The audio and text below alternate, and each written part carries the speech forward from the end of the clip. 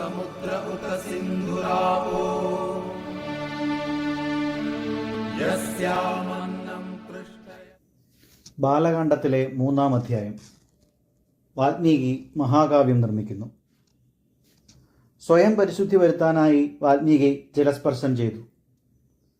അതിനുശേഷം നിലത്ത് ദർഭ വിരിച്ചു. അദ്ദേഹം അതിന്മേൽ കിഴക്കോട്ട് തിരിഞ്ഞിരുന്നു. കണ്ണടച്ച് സമാധിയിലായി. തന്നെ ഏൽപ്പിച്ച പണിയെപ്പറ്റി അദ്ദേഹം ചിന്തിച്ചു. ഭഗവാൻ ആദേശിച്ചതുപോലെ എൻ്റെ മനസ്സിലുദിച്ച ശ്ലോകരൂപത്തിലുള്ള വൃത്തത്തിൽ ഞാൻ കാവ്യം നിർമ്മിക്കും. അത് രാമൻ്റെ കഥയായിരിക്കും. ഞാനതിന് രാമായണം എന്ന് പേർ നൽകും. കൂടുതൽ കൂടുതൽ ചിന്തിക്കും തോറും അദ്ദേഹത്തിൻ്റെ വീക്ഷണവും ബുദ്ധിചാതുര്യവും കൂടുതൽ വ്യക്തമായി വന്നു. നടന്ന സംഭവങ്ങൾ ഒന്നൊഴിയാതെ ദിവ്യചക്ഷുസ്സുകൊണ്ട് കാണാൻ അദ്ദേഹത്തിന് കഴിഞ്ഞു. വൃദ്ധനായ ദശരഥ മഹാരാജാവ് ചുറ്റിനും ഭാര്യമാരോടുകൂടി തൻ്റെ 4 പുത്രന്മാരെ സന്തോഷത്തോടും അഭിമാനത്തോടും കൂടി നോക്കിക്കാണുന്നത് അദ്ദേഹം മനസ്സിൽ ചിത്രീകരിച്ചു. അദ്ദേഹം സീതയോടുകൂടിയ രാമലക്ഷ്മണന്മാരെ ദണ്ഡകാരണ്യത്തിൽ കണ്ടു. തൻ്റെ ഉള്ളം കയ്യിലെന്ന പോലെ അത് അത്ര വ്യക്തമായിരുന്നു. മഹാനായ ആ ഋഷി മഹത്തായ രാമകഥ ലോകത്തിനു വേണ്ടി ആഖ്യാനം ചെയ്തു. അപൂർവവും അനർഘവുമായ രത്നങ്ങൾ നിറഞ്ഞ സമുദ്രം പോലെ ഉത്കൃഷ്ട ചിന്തകളാലും ശ്രേഷ്ഠ ചിന്തകളാലും നിറയപ്പെട്ടതായിരുന്നു ആ കാവ്യം. രാമനെപ്പറ്റി നാരദൻ പറഞ്ഞത് വാൽമീകി ഓർമ്മിച്ചു. അതേ രീതിയിൽ തന്നെയാണ് അദ്ദേഹം കാവ്യം രചിച്ചത്. വാക്കുകളുടെ ഘടന കുറ്റമറ്റതായിരുന്നു. മനസ്സിനും ചെവിക്കും അത് ആനന്ദസന്ദായകമായിരുന്നു. ശബ്ദഭംഗി തികഞ്ഞ ആ കാവ്യം അർത്ഥത്തിൽ ഹിമാലയ സരസിലെ സ്വച്ഛജലം പോലെ വ്യക്തമായതായിരുന്നു. അല്പകാലം കൊണ്ട് അത് നിർമ്മിക്കാൻ അദ്ദേഹത്തിന് കഴിഞ്ഞു. രാമൻ്റെ കഥ പറയുന്ന രാമായണമെന്ന ഇതിഹാസം അദ്ദേഹം നിർമ്മിച്ചു തീർന്നപ്പോൾ അതിൽ 24,000 ശ്ലോകങ്ങളുണ്ടായിരുന്നു. ഋഷിക്ക് കാവ്യനിർമ്മാണത്തിൽ ആത്മസംതൃപ്തി ഉണ്ടായി. അദ്ദേഹം അതിനെ 6 കാണ്ഡങ്ങളായി വിഭജിച്ചു. അതിൽ 500 അധ്യായങ്ങളുണ്ടായിരുന്നു. കാവ്യം നിർമ്മിച്ച ശേഷം അത് ഉച്ചത്തിൽ പാരായണം ചെയ്യാനും പ്രചരിപ്പിക്കാനും പറ്റിയ ആൾ ആരായിരിക്കുമെന്ന് വാൽമീകി സംശയിച്ചു കൊണ്ടിരിക്കുകയായിരുന്നു. അങ്ങനെ ചിന്തിച്ചുകൊണ്ടിരിക്കെ തന്നെ 2 യുവാക്കൾ കുശനും ലവനും അദ്ദേഹത്തിൻ്റെ അടുക്കൽ വന്ന് സാഷ്ടാംഗം പ്രണമിക്കുകയും പാദപാംസുക്കൾ ശിരസിൽ അണിയുകയും ചെയ്തു. ആ രാജകുമാരന്മാർ വിദ്യ അഭ്യസിക്കാനായി ഋഷിയുടെ അടുത്ത് താമസിക്കുകയായിരുന്നു. അവർക്ക് ആകർഷകമായ ശബ്ദമാധുര്യം ജന്മസിദ്ധമായിരുന്നു. ഇരട്ടപെറ്റവരായതുകൊണ്ട് രൂപത്തിലെന്ന പോലെ ശബ്ദത്തിലും അവർക്ക് ഐക്യരൂപ്യമുണ്ടായിരുന്നു. വാൽമീകി അവരെ രാമായണ കാവ്യം പഠിപ്പിച്ചു. അവരത് പഠിച്ചു.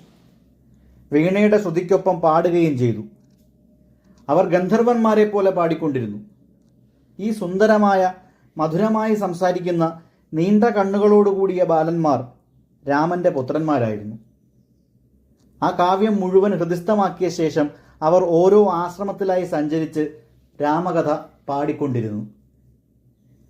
ഒരിക്കൽ രാമൻ അശ്വമേധം എന്ന യാഗം ചെയ്യുകയായിരുന്നു. ഈ കുമാരന്മാർ മരവുരിയും മാന്തോലും ധരിച്ച് യാഗസ്ഥലത്തേക്ക് പോയി. അവിടെ ഒത്തുകൂടിയ ഋഷിമാരെ അവർ രാമായണം പാടിക്കേൾപ്പിച്ചു. ഒരു കാവ്യത്തിന് ഉണ്ടാവേണ്ടതും നവരസങ്ങൾ തുളുമ്പുന്നതുമായ ഈ കഥ കണ്ണുനീർ നിറഞ്ഞ കണ്ണുകളോടെ ഋഷിമാർ കേട്ടുകൊണ്ടിരുന്നു.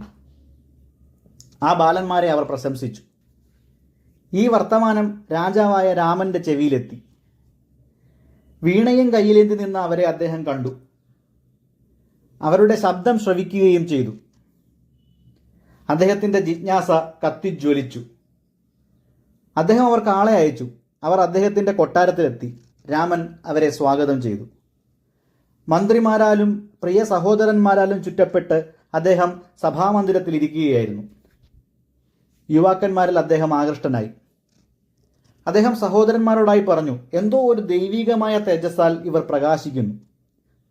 ഇവരുടെ ശബ്ദവും സ്വർഗീയമായിരിക്കുന്നു. നമുക്കിവർ പാടുന്നത് കേൾക്കാം.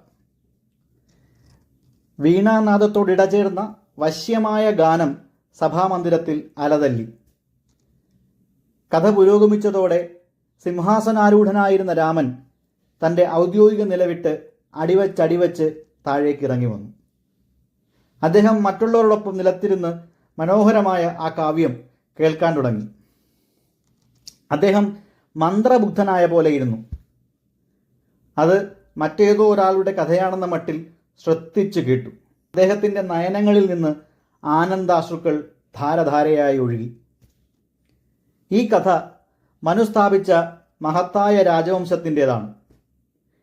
ഇക്ഷ്വാകു എന്ന നാമധേയം ഇതിനെ ശാശ്വതമാക്കി.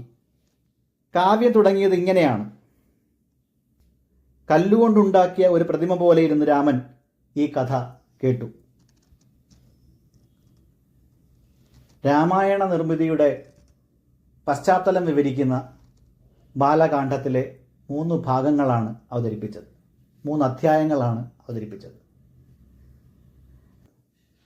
3-ാം അധ്യായം ഇവിടെ പൂർണ്ണമാകും. ഇന്ദ്രർഷഭാദ്രവിണേനോ ദധാതു